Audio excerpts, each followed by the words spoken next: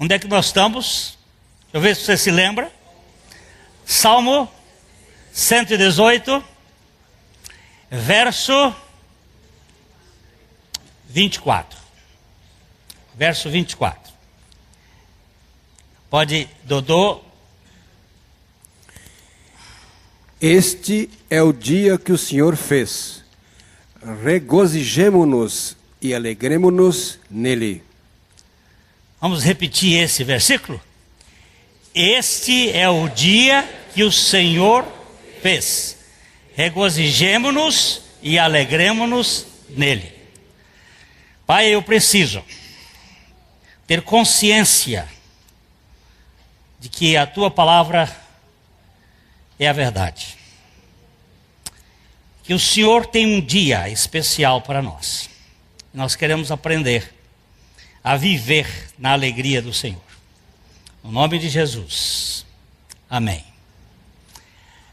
Depois de várias considerações sobre este salmo messiânico, já falamos aqui alguma coisa deste salmo, que está onde? No meio da Bíblia. Quantos capítulos estão para a direita e quantos estão para a esquerda? 594. Para lá e para cá. E o Salmo 118? Bem no meio. É um salmo que, na sua essência, ele fala da suficiência de Cristo, da pessoa de Cristo. E hoje nós chegamos ao versículo 24, onde somos convidados a nos regozijar num certo dia. Temos uma festa pelo caminho e precisamos aprender a festejar nessa festa. Este é o dia que o Senhor nos fez. Antes eu quero... no domingo passado eu me atropelei um pouco nessa coisa e deixei de ver um ponto muito importante, que é a pedra que os construtores rejeitaram. A lei da primeira menção desta pedra, a lei da primeira menção, normalmente na Bíblia, ela reflete o conteúdo da revelação posterior. Onde uma palavra aparece pela primeira vez com um sentido. E nós queríamos hoje pegar um pouquinho, porque este dia que o Senhor nos fez está ligado com esta pedra. A pedra que os construtores rejeitaram, esta veio a ser a principal pedra de topo, pedra de cúpula, pedra de esquina na cabeça, não pedra de alicerce simplesmente. Nós já vimos que esta pedra, primeiro ela veio baixa, depois ela ficou alta.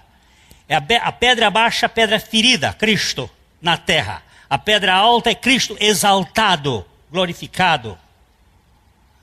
Duas palavras são interessantes, porque a língua hebraica ela tem uma conotação de dar os sentidos. Tzuvur, a pedra baixa. Tselá, a pedra alta. Cristo crucificado, Cristo exaltado.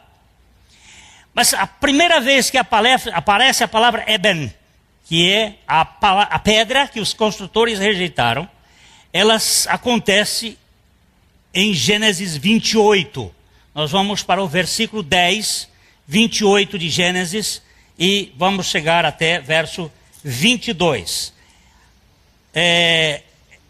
Ela aparece aqui como casa de Deus, como congregação, como conjunto de relacionamento. Então nós vamos ver quando Jacó fugia da casa do seu pai.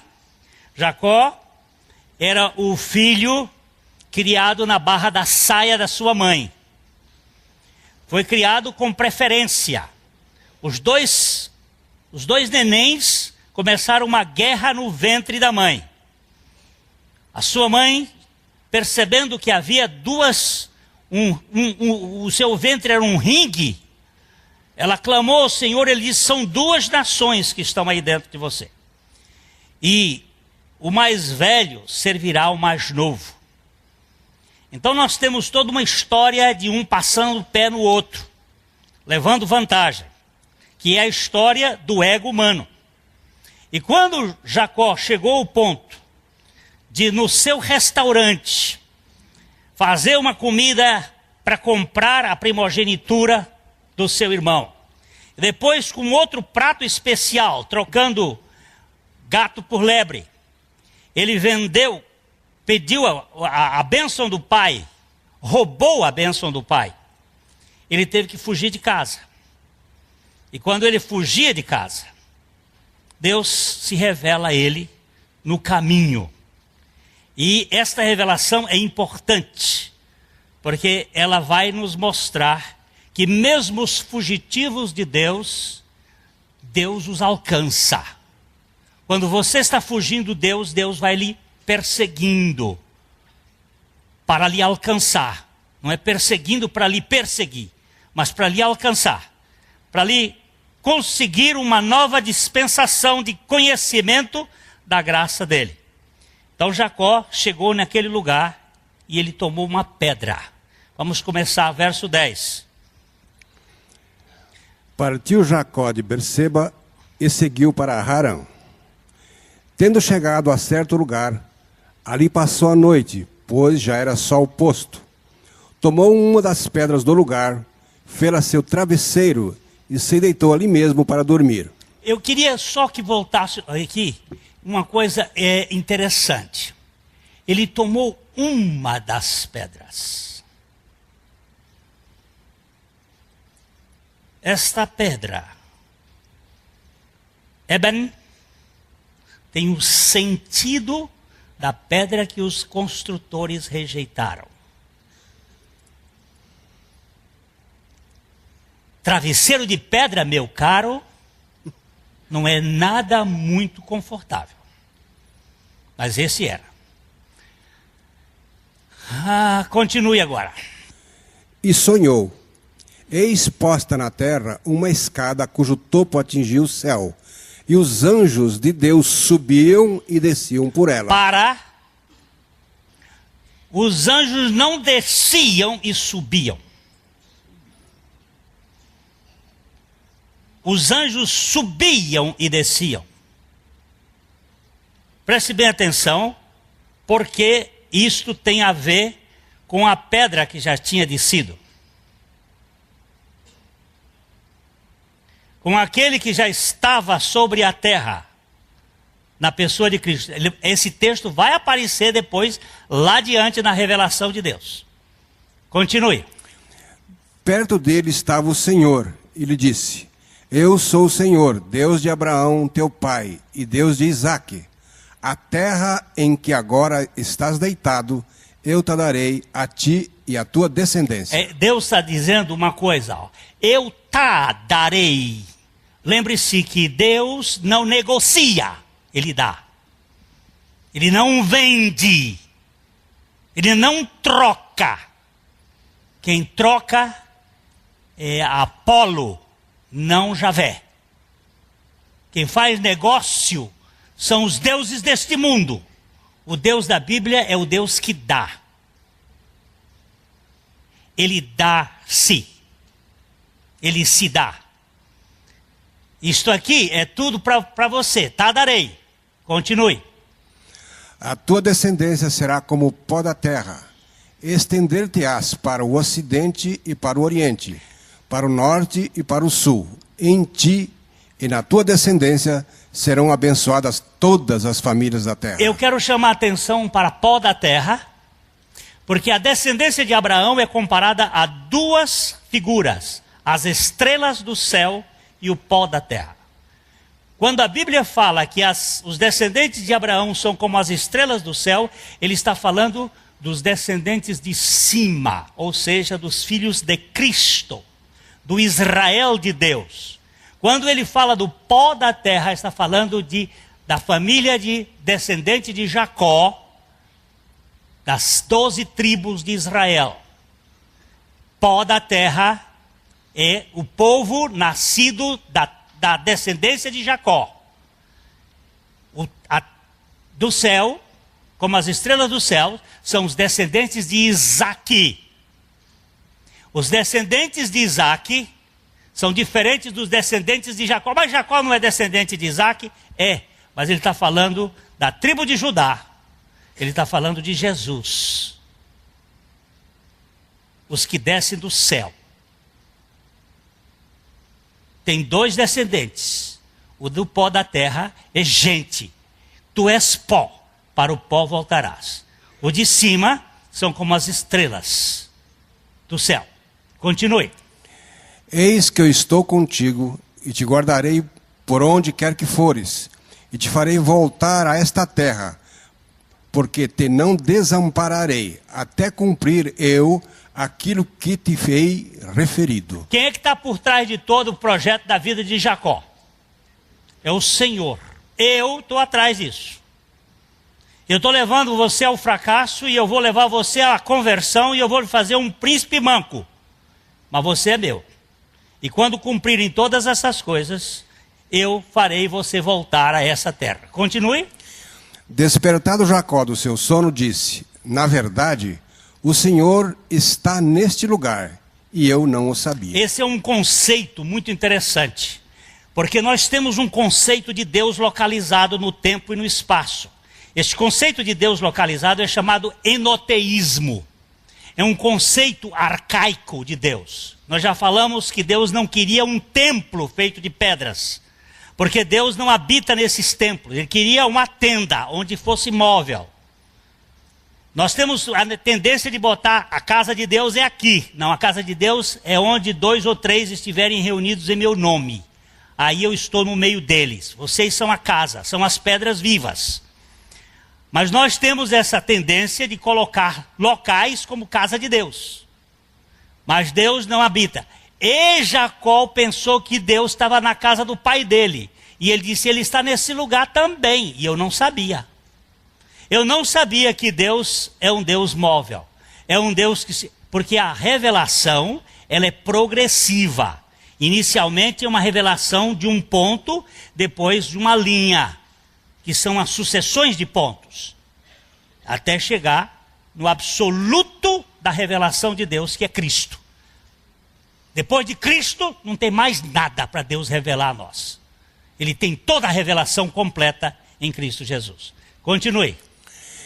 E temendo disse, quão temível é este lugar, é a casa de Deus, a porta dos céus. Por favor, este lugar é Betel. Bet, casa. El, Deus. Esta é a casa de Deus, a porta dos céus. Onde é que é a porta dos céus? A casa de Deus. Onde é a casa de Deus? É onde Deus está com o seu povo.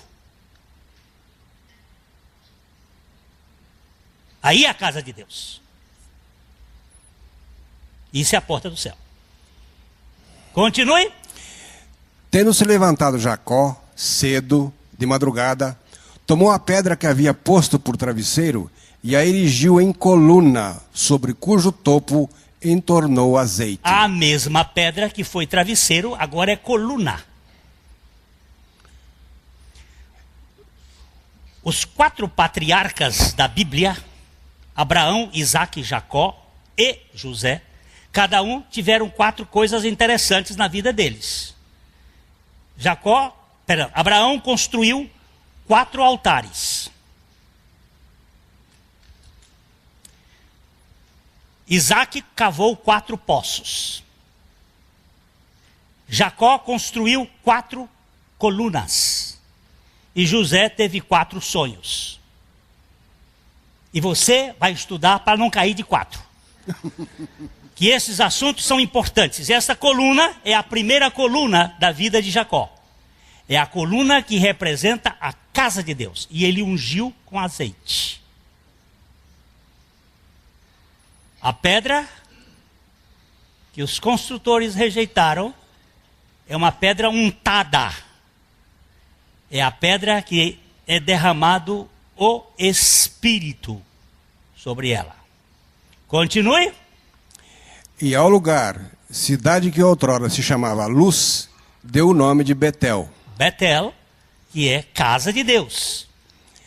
Fez também Jacó um voto dizendo, Se Deus for comigo e me guardar nesta jornada que empreendo, e me der pão para comer e roupa que me vista, de maneira que eu volte em paz para a casa de meu pai, então o Senhor será o meu Deus. Até então Deus não era Deus dele. Ele faz uma promessa baseada numa condição. Ele não conhecia ainda a graça. Se for lá, se for cá, e a coisa acontecer desse jeito, ele não pediu muita coisa não, só roupa e comida. Esse Deus vai ser comigo, ele vai ser meu Deus. Continue. O Senhor será o meu Deus, e a pedra que erigi por coluna será a casa de Deus. E de tudo quanto me concederes, certamente eu te darei o dízimo. O dízimo é um assunto que começou com o avô dele. Algumas pessoas dizem que o dízimo não é bíblico do Novo Testamento, não é assunto do Novo Testamento. É também do Novo Testamento.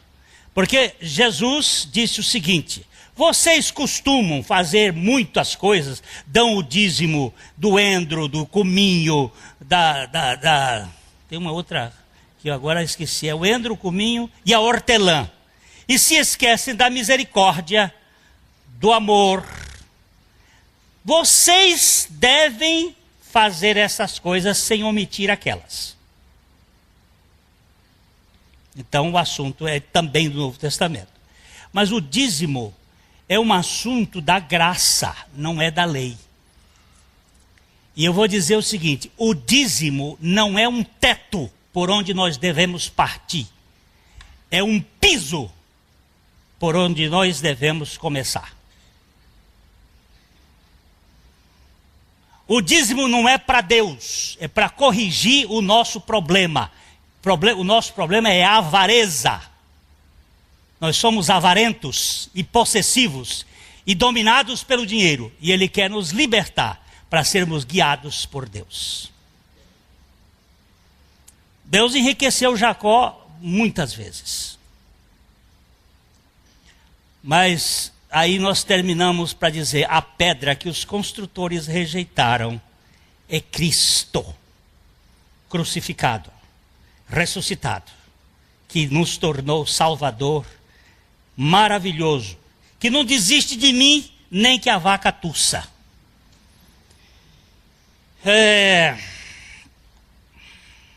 Esta pedra, ela revela o travesseiro, que significa descanso. Uma coluna que significa firmeza e ligada à comunhão com o céu. Todo o tempo apontando para a suficiência de Cristo. Vimos também domingo passado que esta pedra que os construtores rejeitaram, ela não apareceu aqui na terra assim, ela caiu do céu sem auxílio de mãos. Lembram-se disso ou não? Quem teve domingo passado aqui? Quem teve domingo passado aqui? Levanta a mão quem teve domingo passado aqui. Agora a turma está escondendo o jogo, porque quem não teve está escondendo o jogo. Eu vi gente que teve e está escondendo. Viu? Viu? Escondeu o jogo. Muito bem. Como foi que essa pedra apareceu aqui na terra? Lembre-se do sonho de Nabucodonosor. Nabucodonosor era o rei do maior império havido na época. Ele teve um sonho. Qual foi o sonho dele? Uma estátua. Como é que era a estátua? A estátua tinha uma cabeça de ouro, tinha um peito de prata, tinha uma pelvis de bronze e tinha as pernas de ferro e pés metade de barro. O que era aquele sonho? Ele teve um sonho, mas não guardou o sonho, nem queria que os magos adivinhassem o sonho dele e interpretassem. Os magos tentaram negociar, diz: o senhor conta o sonho e nós te damos a interpretação. Ele diz: não, você me diz qual foi o sonho e me dá a interpretação. Aí eles disseram: ninguém era capaz disso. Então Nabucodonosor mandou matar todos os sábios da Babilônia. Quando a notícia correu, Daniel chamou os 3 amigos dele e foram orar. E ao orar pediram a Deus. Então eles procuraram o chefe do comando de Nabucodonosor e disseram: nós temos o sonho e a interpretação da parte de Deus. E lá Daniel disse: a cabeça de ouro é o rei e o reino de Nabucodonosor. A prata, governo medo-persa. Depois, governo grego. Quando Napoleão morreu, os 4 generais tomaram conta, racharam, e aí Roma veio, as pernas, casamento, e de repente uma pedra cai do céu. Aonde? Nos pés. E o que aconteceu com a imagem? Virou farinha. E quem que era aquela pedra? Aquela pedra é Cristo. E o que aconteceu com os governos do mundo a partir do cristianismo? Foram dissolvendo. Mas a história não termina aí. Depois nós vamos ter no livro de Daniel, e depois nós vamos ter no livro de Apocalipse, que haveria a restauração de um novo reino da partir dos pés ou dos chifres, ou poderes de Roma. E vocês estão vendo o alinhamento que está acontecendo na Europa, que é da Europa que está o governo de Roma. Quando os 10 países ou os 10 povos se alinharem todos, os descendentes de Roma e os seus aliados, quando os 10 estiverem juntos, então vai haver a manifestação do governo do anticristo. Esse negócio está bem adiantadinho. Bem adiantadinho. Agora, o cronômetro de Deus é diferente do nosso. Não fica ninguém apavorado, mas eu mando dizer para vocês aqui: bota de molho a sua barba. Prepare o seu passaporte. E pode demorar mais ou menos, mas não vai demorar muito assim, não. Não temos mais muito tempo, não. Eu até, algum tempo atrás, estava pensando em neto. Mas agora já estou conformado que não posso não ser avô.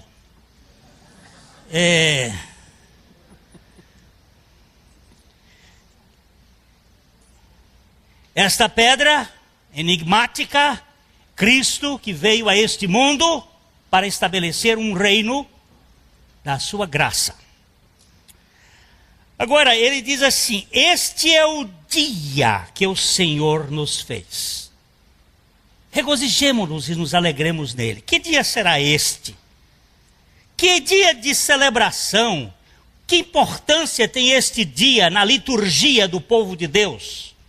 O que significa esse regozijo que a Bíblia está nos chamando a atenção? Eu quero dizer o seguinte: quem foi o autor desse Salmo 118? Existem 3 possibilidades. Não há, com certeza, alguém que diga este foi o autor. Uns dizem que foi um autor pós-exílico e que este dia estaria ligado ao dia da festa dos tabernáculos. Uma festa de celebração da riqueza, da prosperidade, da terra. Outros dizem que quem escreveu esse livro, que escreveu este salmo, foi Davi. E que este dia é o dia da libertação do povo dos seus inimigos. Preferencialmente, e em razão de vários estudos, pegando pessoas que tiveram condições de levantar esses dados com melhor profundidade do que eu fui para cima desses autores, como Matthew Henry, como Gilley, eu creio que esse salmo seja um salmo de Moisés. Já disse por quê várias vezes aqui nesse processo. E que este salmo está apontando para um dia messiânico. Um dia de libertação de Deus. E domingo passado nós passamos por alto em Zacarias capítulo 3. E vamos olhar hoje 9 e 10. Zacarias. Eles estão vindo da Babilônia. O sumo sacerdote Josué estava vestido de roupa indigna, roupa suja. Roupa de mistura do babilonismo. Babilônia é a terra do humanismo. É a terra de Tamuz. Ah, quem é Tamuz? Tamuz é o deus filho da Samiramis. Quem é Samiramis? Samiramis é a virgem que ficou grávida de Nimrod. Quem é Nimrod? Nimrod é filho de Cush. Quem é Cush? Cush é filho de Cão. Quem é Cão? Cão é filho de Noé, que casou com uma das filhas de Caim.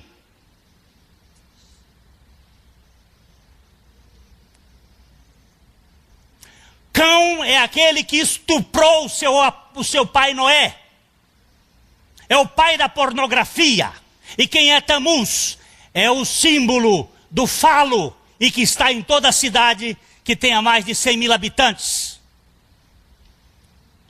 Vocês vão encontrar em Londrina, vão encontrar em todas as cidades um falo, nem que seja pequenininho, um falinho,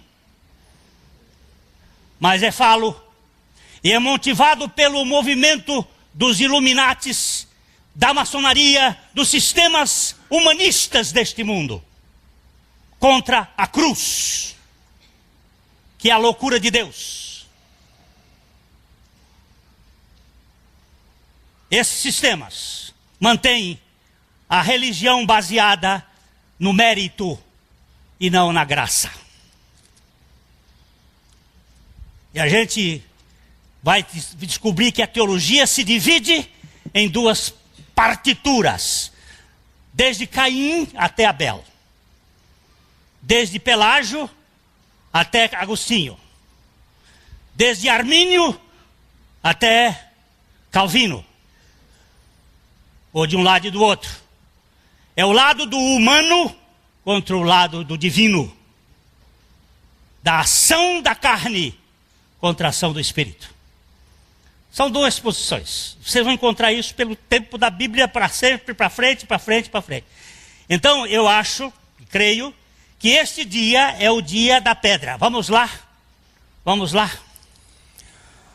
Zacarias, capítulo 3, versos 9 e 10. Porque eis aqui a pedra que pus diante de Josué. Sobre esta pedra única estão 7 olhos.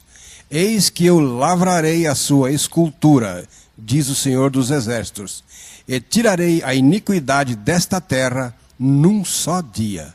Naquele dia, diz o Senhor dos Exércitos, cada um de vós convidará ao seu próximo para debaixo da vide e para debaixo da figueira. Vamos voltar? Vamos voltar para aqui? Porque eis aqui a pedra. Que pedra? A pedra que os construtores rejeitaram. Qual é a pedra que os construtores rejeitaram? O Calvário. Cortada no tempo de Salomão para construir o templo de Salomão que nunca foi pedido por Deus. Já vimos isso domingo passado. Vamos gastar tempo. É um templo permitido, mas não requerido. Templo de pedra que Deus não habita. Deus não habita em templos feitos por mãos humanas. A Bíblia não pode se negar. Deus não ia pedir um templo de pedra se ele não habita em templo de pedra. Se ele não habita em templos feitos por mãos humanas. Seria um contrassenso. Qual era o templo que ele estava falando? Era a sua congregação. Era o seu povo. É um relacionamento que ele tem com gente Deus cheira gente, Deus se humaniza, Deus se encarna, Deus tem intenção com gente e não com monumentos. A pedra que os construtores rejeitaram, aqui está a pedra, diante de Josué, sumo sacerdote. Sobre esta pedra, sobre essa Reben, única, não tem duas, não tem três, não tem meia, é única. Estão 7 olhos, estão toda a visão completa. Eis que eu lavrarei a sua escultura, diz o Senhor dos Exércitos, Javé Sabaoth, e tirarei a iniquidade desta terra num só dia. Que dia é este, queridos irmãos em Jesus Cristo? Que dia é este que é para celebrar? É o dia da redenção universal em Cristo Jesus. É o dia em que o Senhor foi para uma cruz para levar os meus e os seus pecados. Esse é o dia. Dia de quê? Dia de celebração. Dia de regozijo. Alegremo-nos e folguemos nesse dia, porque o Senhor realizou uma tão grande salvação. É dia de alforria, meu irmão. É dia de tirar o cabresto que estava no pescoço do cavalo. Ele se inclinou para nós, para tirar a religiosidade farisaica, esta religiosidade legalista, que se põe com leis e comportamentos, e para nos dar a liberdade do seu Filho em nós. Todas as coisas me são lícitas, gritava o velho apóstolo, mas nem todas me convêm. Por que não me convém? Porque eu não me deixarei dominar por nenhuma delas. Por que não? Porque Cristo vive em mim. Este legalismo hipócrita tem matado gente, destruído pessoas. Isso é religião do inferno, comandada pelo humanismo, não por Jesus Cristo. Deixa eu me queimar. Não posso, por hipótese alguma, ficar subserviente a esses sistemas malignos que estão afogando as pessoas e colocando peso. Quando Jesus Cristo disse, o meu fardo é suave, minha canga é leve. Não, meus irmãos, não é evangelho não. Isso é religião. Eu tirarei a iniquidade e o pecado desta terra num só dia. E aí no verso 10 ele vai dizer uma coisa extraordinária. É lindo demais para meu coração velho. Não sei se eu aguento. 10 meu filho, 10 minha filha, sei. Naquele dia, que dia? Este é o dia. Naquele dia diz Javé, Sabaoth, o Deus dos exércitos, cada um de vós convidará o próximo para debaixo da vide. Que vide é esta? Eu sou a vide verdadeira e meu pai é o agricultor. E para debaixo da figueira, que figueira é esta? Que figueira é esta? É aquela que Natanael disse, por acaso, de Nazaré, pode surgir alguma coisa que preste? E Jesus disse assim, eu te vi debaixo da figueira. E Natanael pergunta, quando foi que o senhor me viu debaixo da figueira? Agora, por que tu está dizendo? Que figueira é esta, meu irmão? É a figueira que topa com a escada que desceu do céu. Você quer que é preciso pegar lá o texto. Capítulo 1 de João. Ai, Senhor Jesus. 41 a 51, vamos lá ler. Você sabe, irmãos, eu fico às vezes, quando eu vejo tentando roubar a suficiência de Jesus Cristo, até mesmo nas nossas liturgias, a gente vai tentando roubar a suficiência de Jesus, tirando menos, um pouquinho, nem que seja um pouquinho. Meu Deus, que amor foi este teu por mim? Eu não posso dizer, sem emoção, isto é falso. Todas estas coisas são falsas. Pode parecer, mas é falsa, que não for autêntico, não for legítimo Cristo, tudo em todos.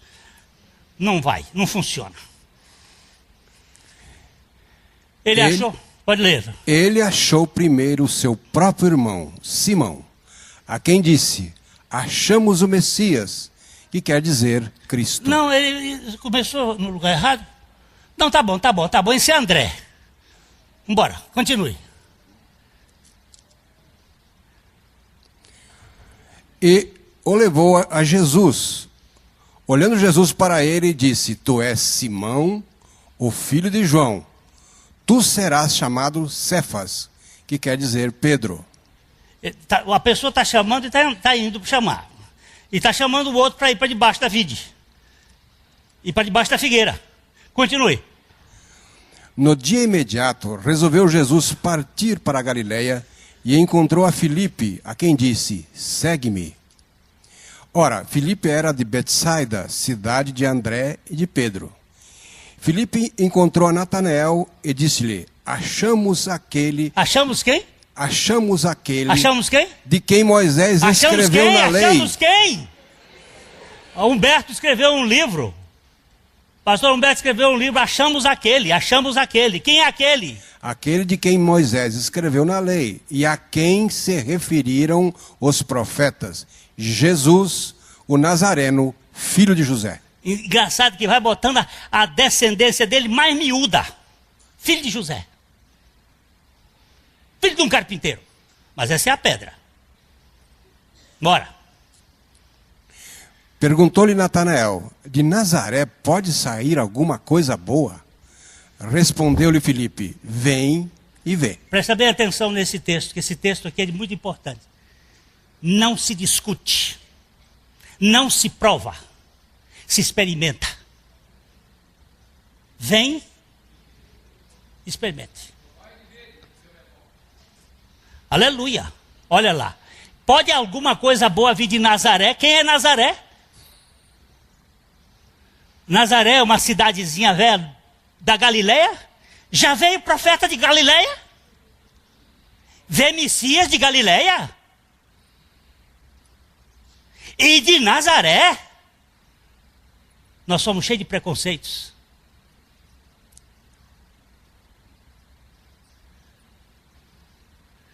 Jesus não nasceu em Jerusalém, foi nascer em Belém. O que é Belém? É uma corruptelazinha, um pocinho lá, um lugarzinho insignificante, para quebrar a castanha na boca dos grandes. Quem era ele? Um inexpressivo, que nasceu numa manjedoura.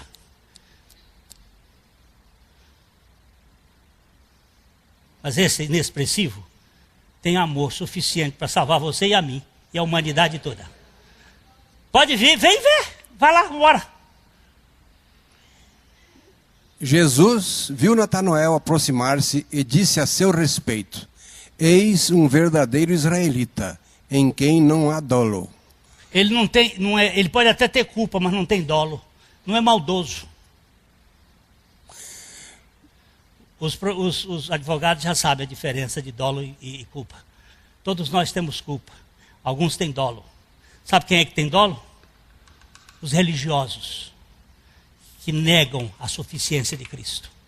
Esses são dolosos. Tem gente que fala bobagem por ignorância. Tem culpa, mas não tem dolo. Aqui tem um israelita que não tem dolo. Vamos embora. Perguntou-lhe Natanael: de onde me conheces? Respondeu-lhe Jesus: antes de Filipe te chamar, eu te vi, quando estavas debaixo da figueira. Que figueira é essa? Seria um pé de figo qualquer? A figueira é um tipo de Israel. É aquela figueira que ele disse lá: naquele dia, cada um chamará para a vide e para a figueira. Não é o Israel nação, mas o Israel povo de Deus. Vós sois o Israel de Deus. Vós quem? Vós que sois filhos de Abraão. Filho de quê? Filho do pó, não, filho das estrelas. Filhos de Cristo. Estes são aqueles que vão para debaixo da figueira e vão para debaixo da videira e ficarão debaixo dela, recebendo a suficiência de Jesus Cristo, como aquele que salva, como aquele que santifica e como aquele que glorifica. Por favor, não venda por menos não, porque eu não compro. Ainda que a igreja não seja o prédio, é imprescindível a reunião dos seus irmãos em comunhão, não seja a igreja não é esse prédio aqui, isso aqui não é igreja. Esse prédio aqui é o barraco onde a igreja se reúne. Mas ela pode se reunir debaixo de uma árvore, ela se reúne debaixo na beira do rio. Vai ver a história da igreja na Bíblia e em todos os lugares. Na casa de Áfia, na casa de Trifosa e Trifena. Quem eram essas pessoas? De Roma. A igreja se reunia lá. Nas catacumbas. E se reúne aqui. E se reúne em outros lugares. Isso aqui, apesar de... Mas a importância está na reunião. Como é que a Bíblia diz lá no Salmo 133? Que roubam esse salmo para um outro processo humanista, mas que ele não é do processo humanista, é da casa de Abba. Ó quão bom e quão suave ou agradável é que os irmãos se sentem unidos. Vai lá para o hebraico. Se sentem unidos. Não adianta a internet. Você que está aí preguiçoso na internet. Você que fica acomodado. Eu não estou falando para o doente. Agora escuta. O doente não pode vir. Está doente. O que está com problema não pode. Mas o preguiçoso que fica em casa, por quê? Porque é mais cômodo ver pela internet. Você está sabendo o que você está perdendo? Do agradável e do suave que os irmãos estejam juntos, sentindo o cheiro um do outro. O cheiro precioso do unguento que desce da cabeça de Arão pela gola e pela barba e que desce. O que cheiro é este? É o cheiro da humanidade, é o cheiro do sofrimento, é o cheiro da dor, que eu tenho que estar junto com ele, eu não posso ficar longe do meu irmão. Eu preciso sentir não só o perfume francês, mas eu também preciso sentir o suor que sai do seu corpo, a dor que está nele. Eu não posso tocar de longe, tem que estar junto. Debaixo da figueira, debaixo da videira. Não quero uma igreja onde eu tenha que fazer o culto até hoje estão fazendo, sabe como? Perdão de pecados pelo internet. Confissão por programa. Confessa e lá perdoado. Acendendo vela por internet.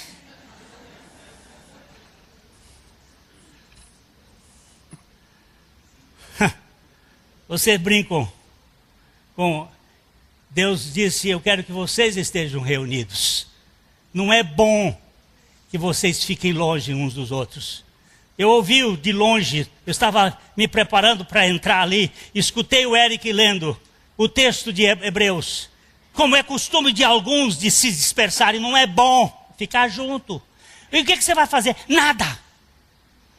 Vai ficar com ele. Perguntaram a Madre Teresa de Calcutá uma vez, Madre Teresa, o que a senhora faz tanto tempo na presença de Deus? Você vai para o quarto, você fica lá tanto tempo. Ela disse, eu fico na presença de Deus. O que ele fala para você? Nada. E o que você fala para ele? Nada. E por que você fica com ele? Porque nós nos amamos. Você entende isso? Ou você é daquelas pessoas que só querem ouvir barulho e liga a televisão em casa para escutar a voz da televisão, porque você não pode ficar só, porque se você ficar só com você mesmo, você não aguenta ficar.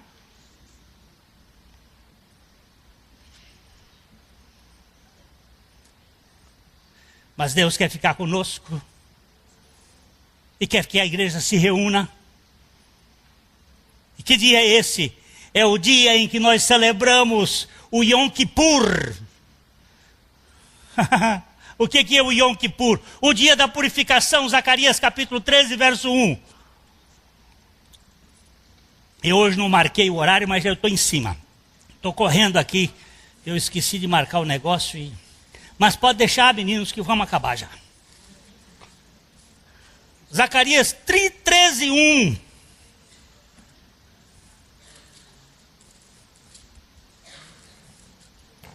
Naquele dia haverá uma fonte aberta para a casa de Davi e para os habitantes de Jerusalém, para remover o pecado e a impureza. A casa de Davi tinha se fechado, Jerusalém tinha se fechado, mas onde Jesus Cristo foi ser sacrificado, fora dos arraiais de Jerusalém, para ser uma fonte aberta. Para quê? Para quê? Para quê? Eis o Cordeiro de Deus que remove o pecado do mundo, que tira o pecado do mundo. Eis o Cordeiro de Deus, a fonte aberta do perdão universal. Você é um perdoado. Eu virei-me para uma senhora com cara de caju murcho e olhei para ela e segurei na mão dela e disse: querida, você sabe que você é perdoada? Ela disse: o quê? Você é uma perdoada.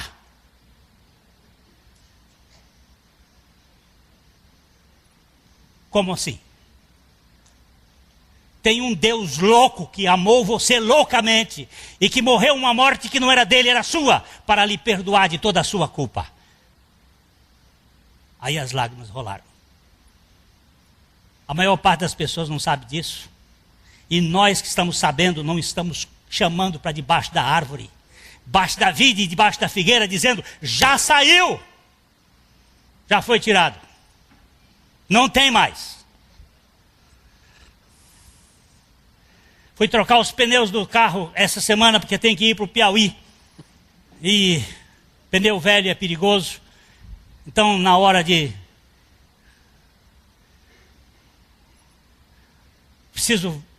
Vai demorar umas 4, 5 horas.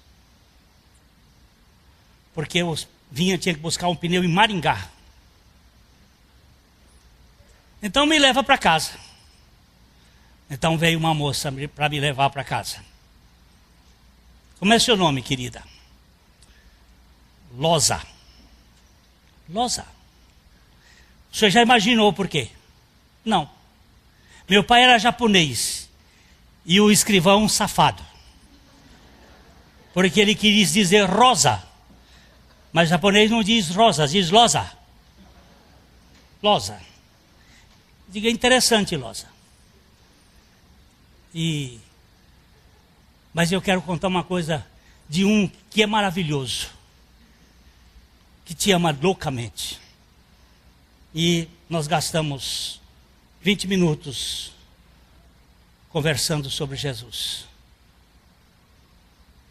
Que oportunidade maravilhosa para dizer para ela que debaixo da figueira e debaixo da vide há abrigo e há perdão de todos os nossos pecados. No final, quando ela despediu, ela disse: foi tão bom saber que eu sou amada e perdoada. As pessoas precisam saber. Quem são as pessoas que precisam saber? Aquelas que Deus bota no encontro da gente. Na fila do ônibus, do banco, fila de banco, como demora a fila de banco? Até velho de 60 anos está demorando. Diz que não pode demorar, mas tem que chegar lá, fica uma fila enorme. É que tem velho demais.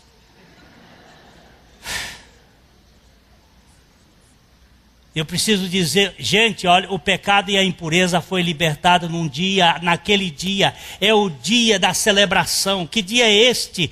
É o dia da iluminação do Espírito Santo. 1 Tessalonicenses capítulo 5, versos 4 e 5. Quando o Espírito Santo vem revelar que há um dia especial, nós não somos mais da noite, nós somos do dia. Nós somos o povo do dia, não o povo da noite, da madrugada.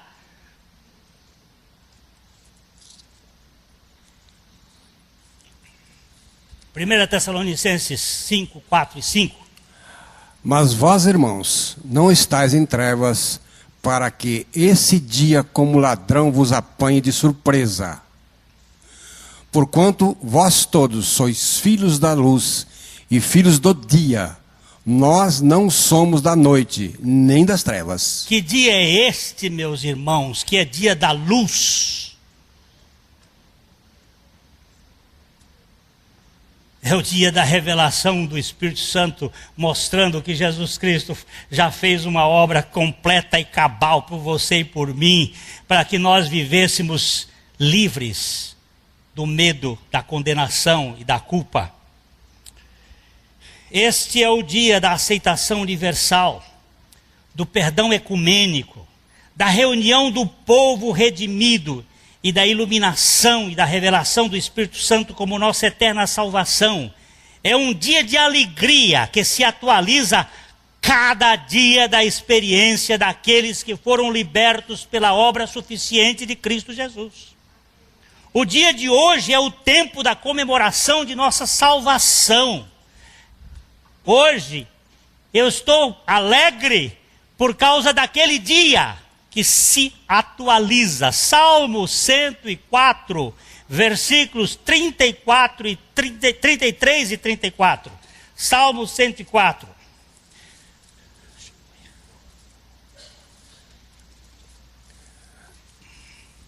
Cantarei ao Senhor enquanto eu viver. Cantarei louvores ao meu Deus durante a minha vida. Seja-lhe agradável a minha meditação. Eu me alegrarei no Senhor. Eu pergunto para você. Você tem se alegrado na salvação de Deus? Você tem se esbanjado, se lambuzado com esta salvação de Deus? Ou você ainda é daqueles que come parcimoniosamente as migalhas que caem e pegando assim no dedo? Ou você está sentado comendo assim abundantemente desta salvação e dizendo: Deus, muito obrigado por teres me aceito incondicionalmente? Você tem feito isso assim mesmo, escancarada? Eu gosto muito quando Watchman Nee diz assim: eu não estou preocupado pelos problemas que me acontecem. Eu quero ver onde estão os meus aleluias depois dos problemas. Porque nós temos uma tendência, quando o negócio vem aqui para adoecer, o problema, nós dizemos: oh, que porcaria. E você devia dizer: oh, aleluia, Senhor, este é o dia que o Senhor me deu. É o dia da redenção. É o dia da salvação. Eu queria lembrar aqui que Leonardo Ravenhill, um pregador que morreu no final do século XX, ele disse que um cristão que não demonstra alegria em seu modo de viver é um difamador da pessoa de Cristo. Pois ele se diz liberto e ao mesmo tempo vive escravo do seu mau humor. Misericórdia, isso me pegou da cabeça aos pés. Por que você não celebra? Este é o dia que o Senhor te fez. Regozijemo-nos e alegremos-nos nele. Mas tem chuva, tem tempestade, mas o roxinol canta nos dias de tempestade.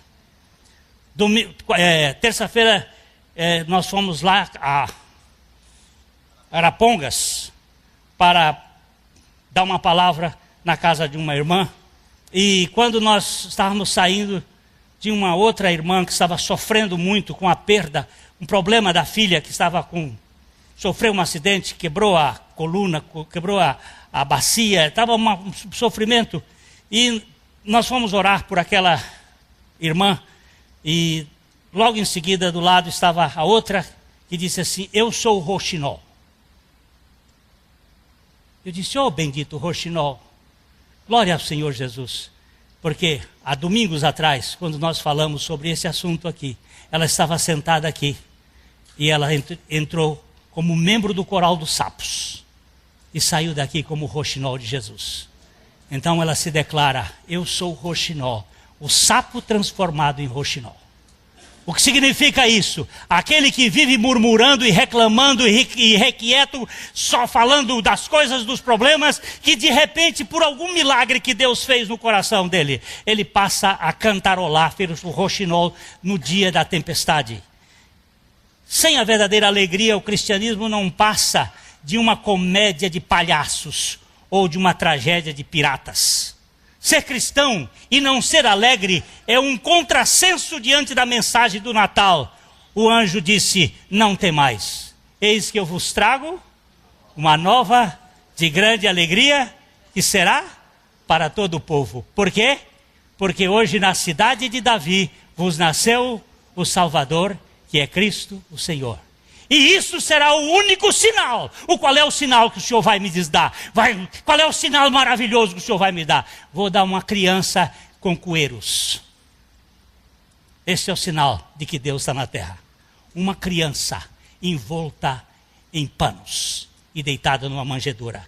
Isso é um motivo da alegria, temos Salvador na terra, que se interessa por gente insignificante. A dona do hotel Blue Tree viu a sua secretária atendendo um cliente com uma cara fechada. Ela lhe enviou um bilhete que dizia: sorria, minha querida. Você foi contratada e está sendo paga para sorrir e tratar bem os hóspedes. Sorria.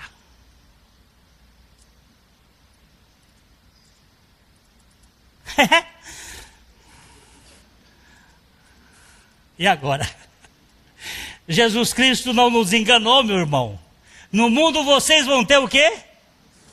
Tribulações, mas tende bom humor, bom ânimo. Ou uma versão contemporânea que me encheu o coração, que diz o seguinte: no voo que vocês embarcaram, vocês vão passar por turbulências severas, mas sejam bem-humorados. Celebrem na tempestade, façam festa na fornalha e deem concertos no cárcere. Esta é a sua agenda para o dia de hoje. Vocês foram salvos pela graça para serem alegres e transmitirem a alegria da salvação para os que se encontram tristes neste mundo de desesperanças. Vocês são minhas réplicas para esse tempo. Sejam alegres com a minha alegria. Eu a financio para vocês. Eu lhes garanto o sucesso nessa empreitada. Mesmo quando houver muita dificuldade, diga aleluia. Eu fiquei tão maravilhado ontem na formatura da Lucila. Os irmãos lá do FT. Sim, FTS. A FTSA. Subiu um irmão africano para receber o diploma. E ele subiu com tantos aleluias que eu me empolguei. Porque não é comum hoje. Nós vivemos numa igreja, nossa igreja é uma igreja que ela é parcimoniosa nos aleluias. Para não sermos ridículos, nós às vezes somos secos. E então aquele cara subiu, e aleluia, e aleluia. E eu disse, esse africano sabe o que está dizendo. Como eu posso ter uma vitória eterna e ser para não ser ridículo e não gritar? Este é o dia que o Senhor me fez. Este dia da redenção eterna, da aceitação incondicional, do Yom Kippur, do perdão universal, da congregação de todos os filhos de Abba, debaixo da figueira e da videira. Este é o dia da revelação do Espírito Santo, para você e eu vivermos vivermos com aleluia nos nossos lábios. Muito obrigado, Senhor, pela taca. Muito obrigado pela vergonha. Depois um dia eu vou explicar a vocês o que é vergonha. Por enquanto hoje não dá. Mas muito obrigado também, porque tu transformas a cadeia num palácio da tua presença. Eu posso te louvar no meio da tribulação, porque o Senhor é Deus de toda graça. Oh, Deus bom. A mensagem que você acabou de assistir faz parte do Ministério de Comunicação Palavra da Cruz. Temos um grande acervo de estudos bíblicos em áudio e vídeo. Distribuímos também gratuitamente o jornal mensal Palavra da Cruz. Entre em contato conosco pelo fone fax 0 operadora 43 3322 3037 ou pelo e-mail com@palavradacruz.com.br. Visite-nos também pelo site www.palavradacruz.com.br. Graça e paz.